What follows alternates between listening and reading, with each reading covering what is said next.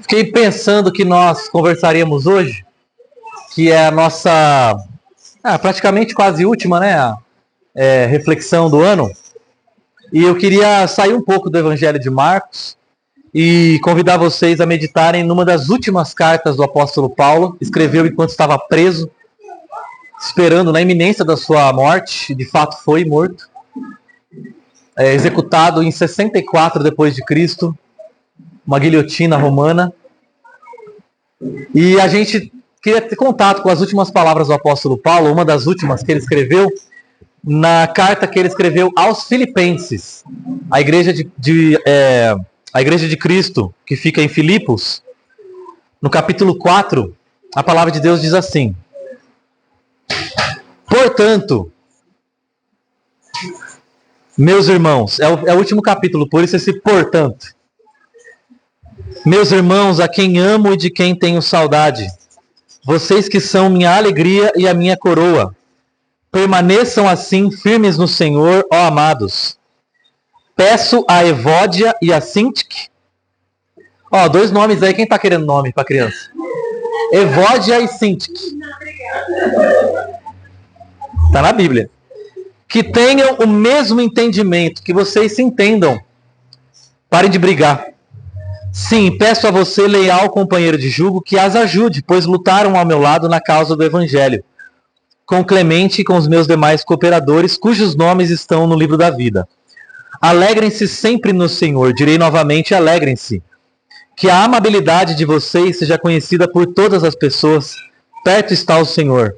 Não andem ansiosos por coisa alguma, mas em tudo por meio da oração e da súplica com ação de graças, apresentem os seus pedidos a Deus, então a paz de Deus, que excede todo entendimento, guardará o coração e os pensamentos de vocês em Cristo Jesus. Finalmente, irmãos, pensem em tudo que for verdadeiro, tudo que for digno de respeito, tudo que for justo, tudo que for puro, tudo que for amável, tudo que for de boa fama, em tudo que houver alguma virtude ou algo de louvor, ponham em prática tudo o que vocês aprenderam, receberam, ouviram e viram em mim, e o Deus da paz estará com vocês. Amém? Vamos orar mais uma vez. Pai amado, obrigado, Senhor. Nós queremos, de fato, ouvir a Tua voz, falar aos nossos corações e a todas as nossas necessidades, o nosso momento. Obrigado porque mais uma vez nós podemos nos reunir e ter esse momento de devoção, de devocional, de aprendizado, de reflexão. Teu Espírito Santo, Senhor, fale ao coração de cada um de um modo que as palavras humanas não conseguem, que seja o Senhor a usar palavras humanas para se revelar e se fazer conhecido a nós. E trazer conhecimento mesmo, e revelação eterna do Senhor aos nossos corações, pois nós estamos sedentos e precisamos de Ti, Senhor. Nós oramos em nome de Cristo Jesus. Amém. Um livro antigo de um homem chamado John Bunyan, que escreveu inclusive esse livro quando ele estava preso. O Peregrino. Alguém já ouviu falar desse livro, O Peregrino? E esse livro é um clássico da literatura cristã, a ponto de ser o livro mais vendido depois da Bíblia nos últimos séculos. E ele escreveu esse livro quando ele estava preso, O Peregrino. E existe um teatro que fez uma adaptação dessa analogia, porque O Peregrino conta a história de um homem chamado Christian. Christian é o cristão, e o Christian ele vive várias realidades, vários desafios que são um espelho daquilo que nós como cristãos vivemos. E tem um teatro que tenta imitar essa história do Peregrino, que apresenta para nós uma cidade. E essa cidade era murada, como as cidades antigas, e a muralha tinha uma sentinela, e essa sentinela se chamava Senhor Consciência. Senhor Consciência. Era ele que fazia a sentinela mesmo, a guarda da cidade. E ele era responsável por ver quem estava entrando e saindo da cidade. O que estava acontecendo na cidade, ficar alerta. O trabalho da consciência é ficar alerta. Então o inimigo, ele teve uma ideia. Ele falou, não vou matar a consciência. Eu vou envenená-la. E aí, então, ele pega a bebida do Senhor Consciência e coloca veneno. De modo que, todas as vezes que o Senhor Consciência precisava ficar esperto, atento, ele, na verdade, acabava ficando dormindo. E quando ele deveria estar mais relaxado, mais tranquilo, ele ficava agitado. Então, nenhum exército estava vindo. Ele começava a tocar o alarme e acordar todo mundo e alertar todo mundo para dizer que a cidade estava em perigo. Quando todo mundo acordava e se colocava a postos, na verdade ninguém estava em perigo. E quando o exército se aproximou e ele precisava estar atento e acordar a cidade, na verdade ele não acordou ninguém. O Senhor Consciência, o que o inimigo, Satanás, fez com o Senhor Consciência, foi envenená-lo, intoxicá-lo e fazer com que ele perdesse a noção da realidade. E é mais ou menos isso que a ansiedade, que as doenças fazem com a gente. Elas fazem com que a nossa consciência fique fora de sintonia. Quando a gente deveria estar relaxado, a gente está alerta, como se algo fosse acontecer. E quando a gente deveria estar mais tranquilo, ou deveria estar esperto, na verdade a gente está dormindo no ponto. Foi o que aconteceu com os discípulos quando eles estavam orando. Jesus falou, vamos orar? Na hora que eles deveriam estar postos para orar com Jesus, o que eles fizeram? Dormiram. E a ansiedade ela é um fator poderoso de pensamentos e emoções tóxicos que fazem com que a gente perca o controle dos nossos próprios sentimentos e emoções e até mesmo a gente perca um pouco a sintonia com a realidade. A gente começa a ter medo de coisas irreais. Não está acontecendo nada à nossa volta, mas a gente perde o sono. Não está acontecendo nada perto da gente, não tem nada real. As pessoas falam, por que você está assim? Não tem nada de ruim acontecendo à sua volta, mas você não tem controle mais sobre os seus sentimentos e as suas emoções. E você fica alerta. E até mesmo quando tem coisas reais à nossa volta, a gente fica... Aquelas coisas reais parece que elas são maiores do que de fato elas são. E coisas pequenas que acontecem na nossa vida acabam tomando uma proporção muito maior, porque a nossa consciência está intoxicada com o veneno da ansiedade.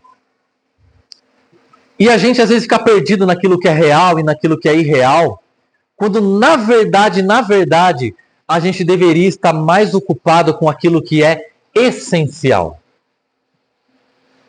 É isso que a ansiedade nos faz perder, contato com aquilo que é essencial.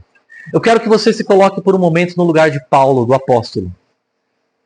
Preso, injustamente, em uma prisão romana, num tempo onde não havia direitos humanos, num tempo onde os presos eram lançados num calabouço frio, sujo, sem assistência, sem que as suas necessidades básicas fossem supridas, sem saneamento.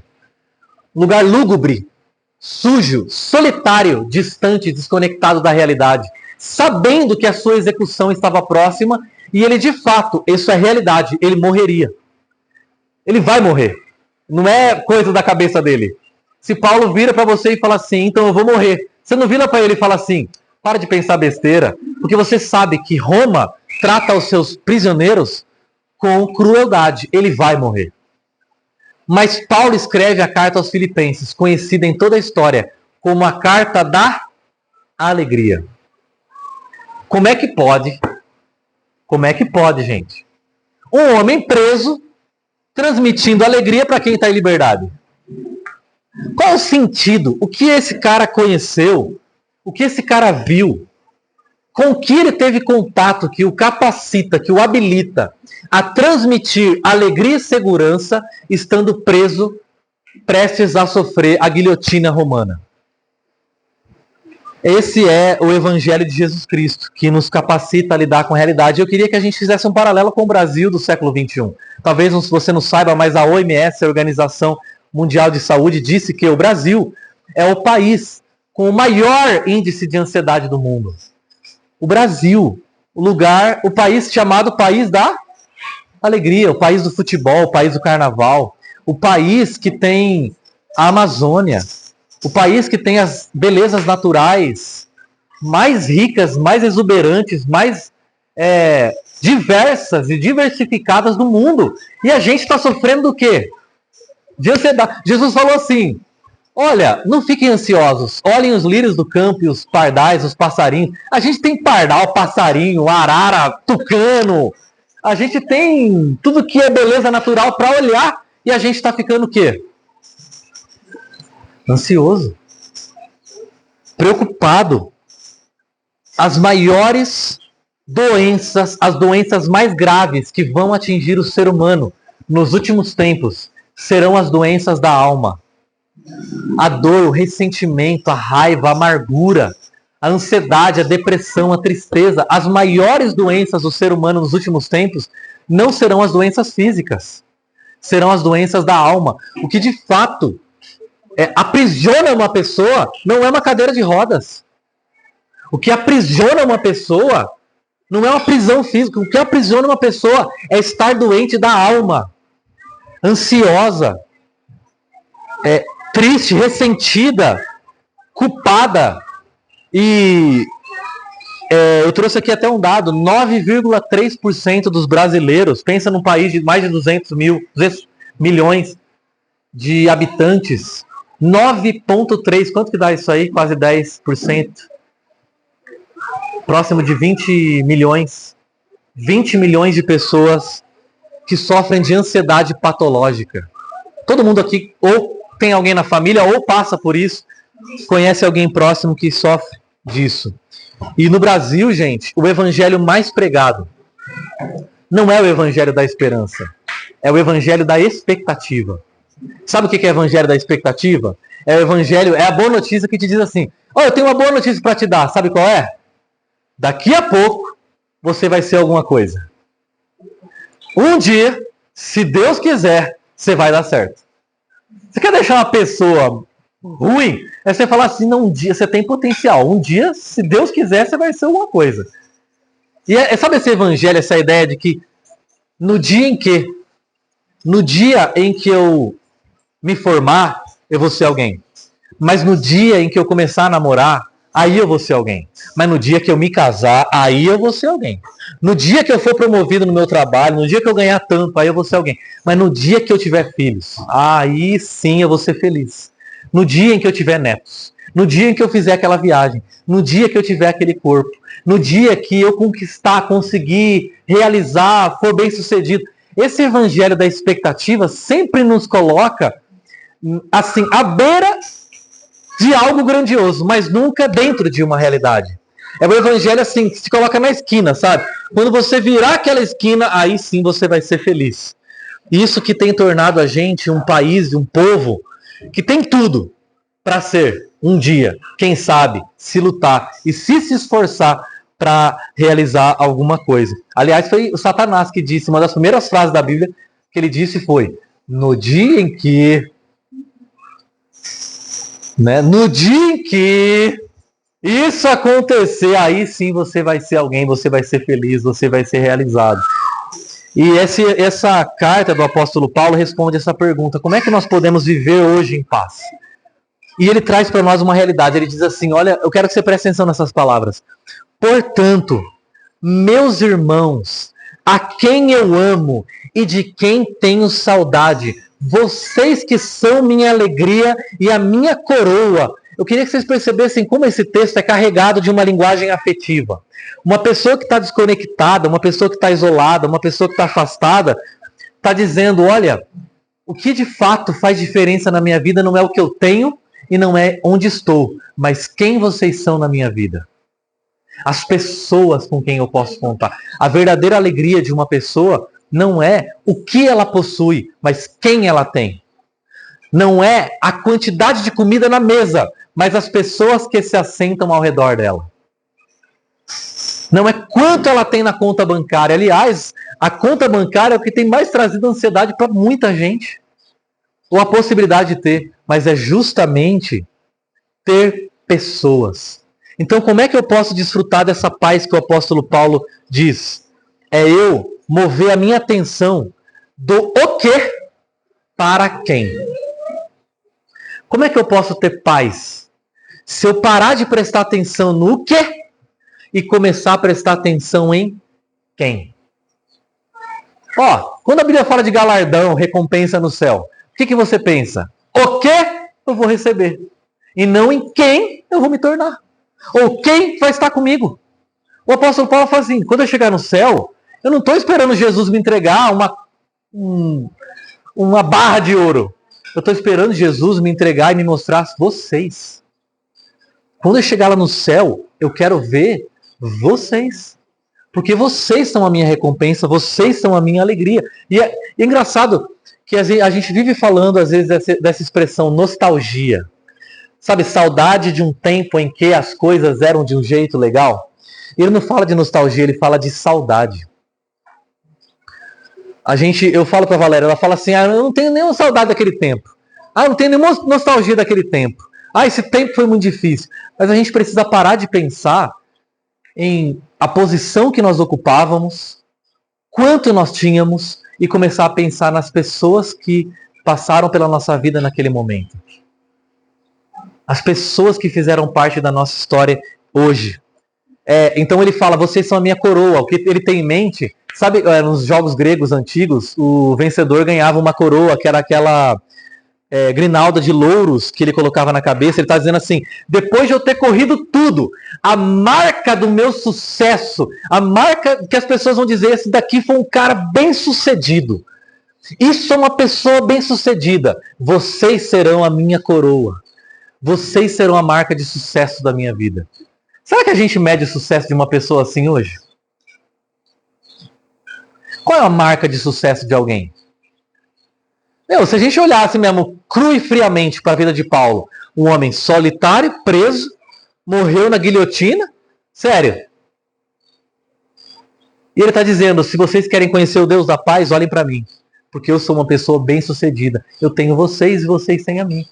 Pessoas a quem eu amo. E por isso que ele fala da Evode e da Cíntica aqui. Gente, vocês estão perdendo o melhor da vida brigando desse jeito. Vamos parar. Vocês precisam se acertar, porque vocês estão servindo ao mesmo Senhor. E ele fala assim, e você, olha como é uma passagem que tem muitos nomes. Evódia, Sintique, Clemente. Clemente, cadê o? Clemente. Clemente, já vai nascer com uns 80 anos, né? Clemente.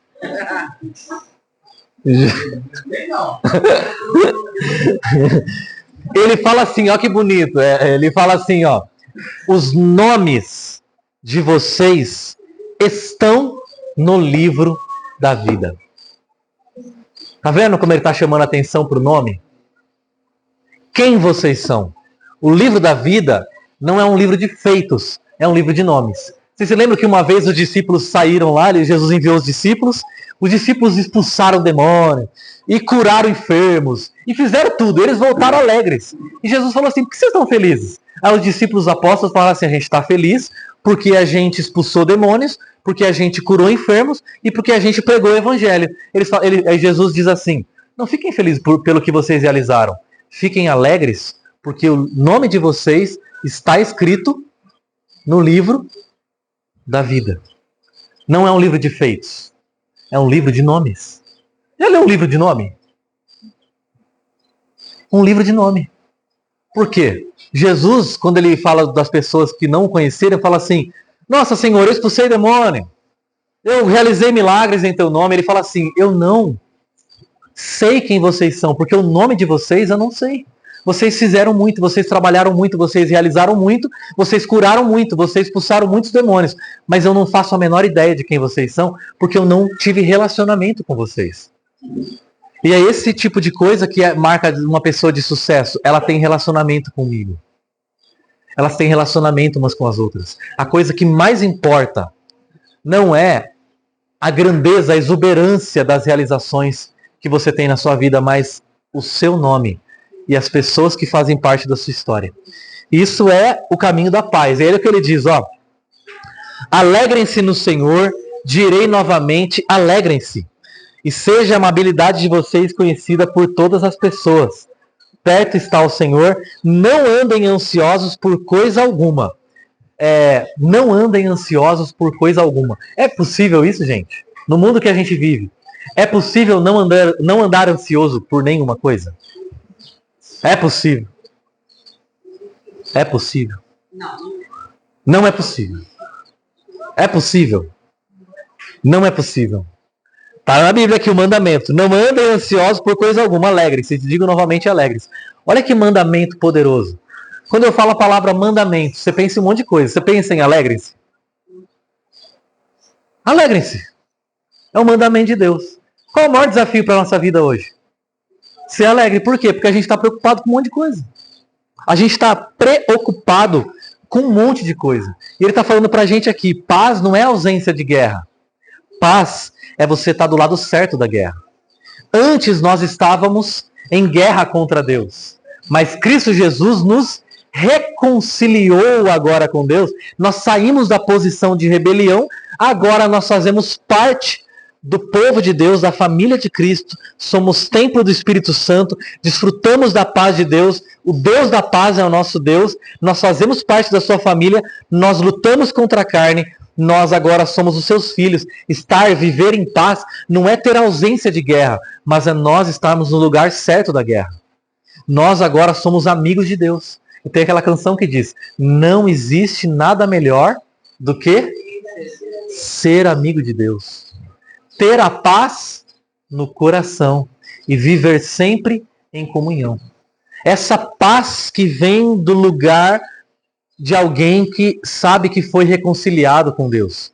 Quando Deus é seu amigo e você sabe que é amigo dele, não tem nada melhor na vida, não tem nada que traga mais saúde para sua alma do que saber que Deus é seu amigo e que ele não imputa mais pecado a você. Ele não olha mais para você e diz, você é culpado, você está errado. Ele olha para você e diz, você é meu amigo, você é minha amiga, você é meu filho, você é a minha filha. E essa oração, é muito bonita essa expressão que ele usa aqui. Ele diz assim, então, a paz de Deus que excede todo entendimento guardará a mente de vocês e o coração. Esse termo guardar é um termo militar. Sabe o que é guardar? É o guarda que fica de sentinela. A paz de Deus será a sua sentinela. Como é que a paz de Deus se torna a sentinela dos meus pensamentos, do meu coração?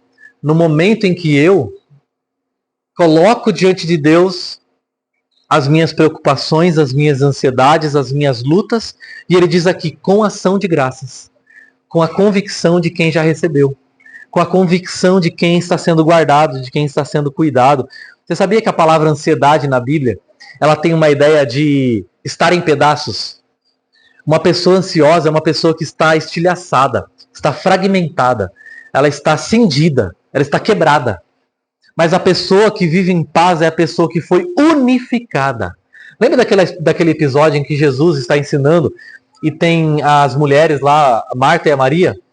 E a Marta está preocupada que ela está organizando lá, está na churrasqueira, ela está limpando, ela está organizando, ela está pegando o sorvete das crianças.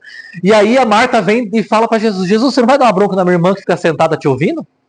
Ela está ansiosa, ela está partida, ela está repartida em diversos lugares ao mesmo tempo, ela está preocupada. E Jesus vira para ela e fala assim, Marta, Marta, ele não fala duas vezes? Acho que é que está em pedaços, entendeu? Marta, Marta, Marta. Quantas Martas eu estou vendo aqui? Você está quebrada em vários pedaços, você está fragmentada. Vamos reunir. A sua irmã ficou com a melhor parte. Ela está me ouvindo. E o coração dela está sendo guardado pela minha paz. Quantos de nós não estamos correndo para lá e para cá, e o ano acabou e a gente correu atrás de tanta coisa, mas uma só é essencial, uma só é importante. Uma é a que vai reunir a nossa vida ao redor de um único lugar, vai unificar, é a palavra de Deus. E não que as coisas importantes sejam erradas, mas uma só é essencial. A gente justifica a nossa ansiedade correndo atrás das coisas importantes. Elas são importantes, mas uma só é essencial. Viver em comunhão, viver em paz, absorver a palavra e guardar a palavra no coração. Isso nos capacita a viver em paz. Para encerrar, finalmente, irmãos, lá na igreja, lá na escola, as crianças memorizaram esse versículo. Pensem em tudo que for verdadeiro, tudo que for digno de respeito, tudo que for de boa fama, tudo que for puro, justo, tudo que for amável. Qual é a palavra que mais se repete nesse versículo? Tudo. Sabe quantas vezes repete tudo nesse versículo?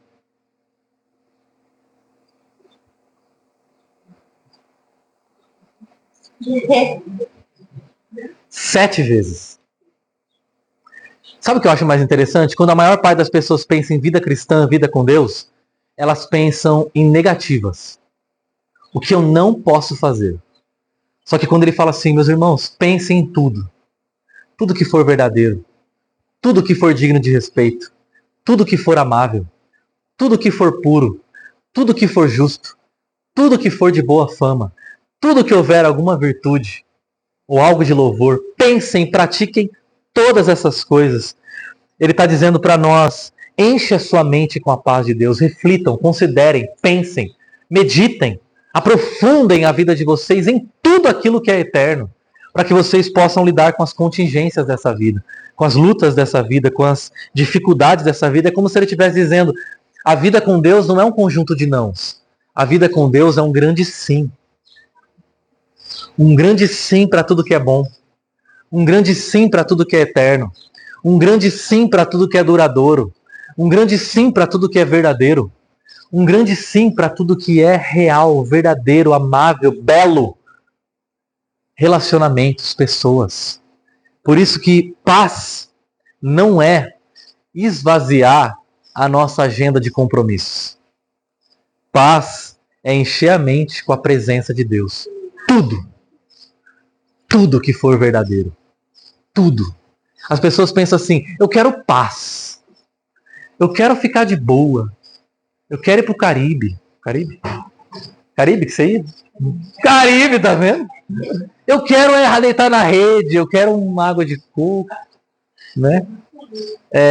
E a gente acha que paz é a ausência de criança gritando, paz é a ausência dos outros dando trabalho, paz é a ausência de compromissos. Na verdade, isso é sossego, sei lá o que é isso. A verdadeira paz, ela é paz no meio da turbulência.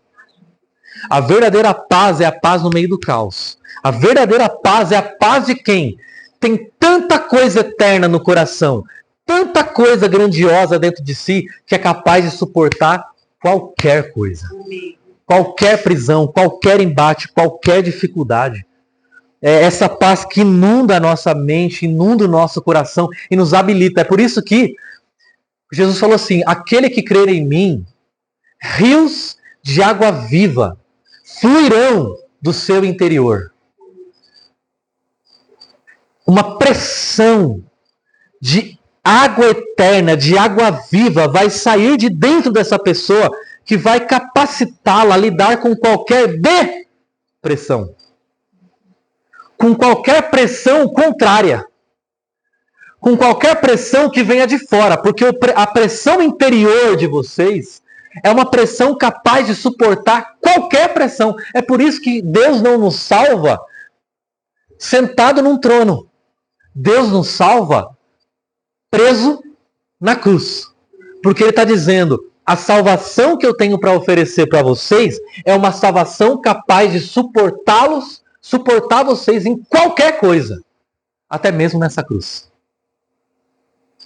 Qualquer coisa. Qualquer coisa. A gente pode suportar. Por isso que o apóstolo Paulo fala aqui em diante. Tudo posso naquele que me fortalece. Qualquer coisa. Gente, nós precisamos mais do que nunca dessa pressão interna, dessa paz interna enchendo a nossa mente, guardando os nossos corações, para conseguirmos enfrentar as tempestades que vão vir. Jesus não disse, se vocês crerem em mim, eu vou dar para vocês tranquilidade. Ele disse, se vocês crerem em mim, eu vou dar para vocês paz, capaz de suportar qualquer aflição. 2025, eu queria muito poder dizer algo diferente, mas vai ser um ano difícil. Jesus disse, no mundo vocês terão aflições, mas tenham boa alma, bom ânimo. Ânima é alma. Tenham uma alma em vocês capaz de suportar essas aflições, porque eu venci qualquer coisa. Pensa no sofrimento, Jesus suportou. Pensa em qualquer dificuldade, Jesus enfrentou. Pensa em qualquer tentação, Jesus aguentou. Por quê? Porque a paz de dentro dele é maior do que qualquer coisa fora. Amém? Amém. Como é que nós podemos ser libertos da ansiedade, gente? Pensem em tudo que é eterno.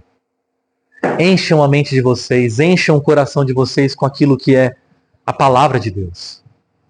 A vontade de Deus. a verdade de Deus, o amor de Deus. Eu queria encerrar com uma história. Em 1736, um navio saía da Inglaterra e ia em direção aos Estados Unidos, naquele tempo de colonização. E a bordo desse navio havia 80 colonos ingleses e 26 cristãos morávios, contadinhos, e John Wesley estava lá. E como vocês imaginam, uma viagem da Inglaterra naquele tempo para os Estados Unidos não era uma viagem tranquila. E eles começaram a enfrentar uma grande tempestade. E assim, gente, não é tempestadinha pequenininha, não. Um negócio que assim, a vela foi, um pedaço do barco, aquele negócio assim que a água entra no convés, começa a inundar, aquele barco virando de um lado para o outro, o John, as pessoas se agarrando no mastro e dizendo assim, agora, gente, já era, ora, e você olha ao redor assim, é tudo preto, e você só vê a água entrando no navio. E de repente, quando esse homem estava agarrado, John Wesley, ele ouve um canto, uma música, pessoas cantando. No meio da tempestade, pessoas cantando. Ah, não, como é que esse negócio está acontecendo? E ele, com muita dificuldade, ele entra ao sótão do navio. Quando ele chega lá, esses 26 cristãos estão cantando. E ele foi tomado por um constrangimento, porque ele já estava em desespero. A tempestade era real? Real. Real. Não era coisa da cabeça dele, era real. Mas aqueles homens tinham uma paz tão grande no coração e uma convicção tão grande na mente que fazia com que eles pudessem passar por um momento de tribulação literal e suportar aquilo com uma paz eterna que vem do alto. Agora, eu queria que você pensasse nisso. Quantas pessoas têm acesso a cruzeiros? Cruzeiros. E o coração delas está ansioso. Com as contas, com as cobranças, com os clientes, com as entregas, com os prazos.